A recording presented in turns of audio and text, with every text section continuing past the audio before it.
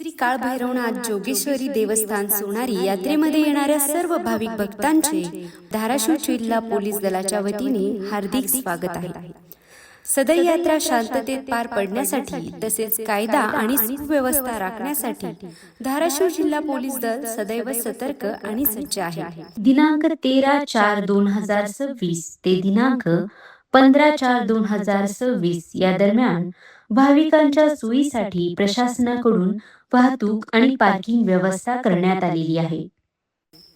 आनाळा मार्गे येणाऱ्या वाहनांसाठी भक्त निवास समोर पार्किंगची व्यवस्था करण्यात आलेली आहे। परंडा मार्गे येणाऱ्या वाहनांसाठी प्राथमिक आरोग्य केंद्र सोनारी याच्या समोरील शेतात पार्किंगची व्यवस्था करण्यात आलेली आहे। कौडगाव डोमगाव मार्गे येणाऱ्या वाहनांसाठी टी पॉइंट जवळील शेतात पार्किंगची व्यवस्था करण्यात आलेली आहे। लहुबाई तीर्थाकडील रोडने येणाऱ्या वाहनांसाठी गावालगत असलेल्या देवस्थानच्या जागेत पार्किंगची व्यवस्था करण्यात आलेली आहे। आनाळा ते परंडा आणि परंडा ते आनाळा मार्गे येणाऱ्या सर्व वाहनांसाठी कंडारी चौकात रोडलगत पार्किंगची व्यवस्था करण्यात आलेली आहे। शासकीय अत्यावश्यक सेवेसाठी वाहनांसाठी प्राथमिक आरोग्य केंद्र सोनारी या ठिकाणी पार्किंगची व्यवस्था करण्यात आलेली आहे। भाविकांसाठी परंडा ते आनाळा रोड लगत रेस्ट हाऊस जवळ तात्पुरते यात्रा बस स्थानक तयार केलेले आहे। काळभैरव देवस्थान यात्रा सुकर संपन्न व्हावी यासाठी प्रशासन सदैव सज्ज आहे। श्री काळभैरव देवस्थान सोनारी आणि यात्रा पोलीस चौकी तसेच पोलीस नियंत्रण कक्ष आपल्या सेवेसाठी सदैव सज्ज आहे। हरवलेल्या व्यक्तींच्या माहितीसाठी तसेच मदतीसाठी, वैद्यकीय मदतीसाठी, अपघात, चोरी, भांडण, आग, वीज आदी घटनांची माहिती देण्यासाठी, संशयित हालचाली किंवा व्यक्तींची माहिती देण्यासाठी खालील नंबरवर संपर्क करावा।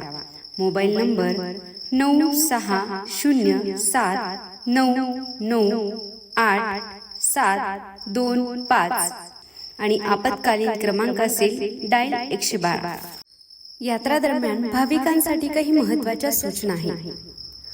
पोलीस, स्वयंसेवक, यात्रा कमिटी, मंदिर प्रशासन, ग्रामपंचायत यांनी दिलेल्या सूचनांचे कृपया आपण पालन करावे।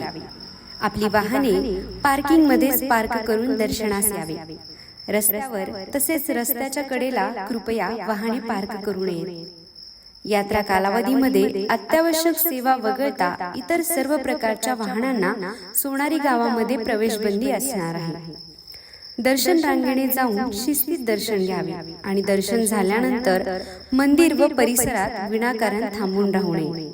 यात्रेस येताना आपले मौल्यवान दागिने, किमती वस्तू आणि जास्त रक्कम सोबत बाळगू नये।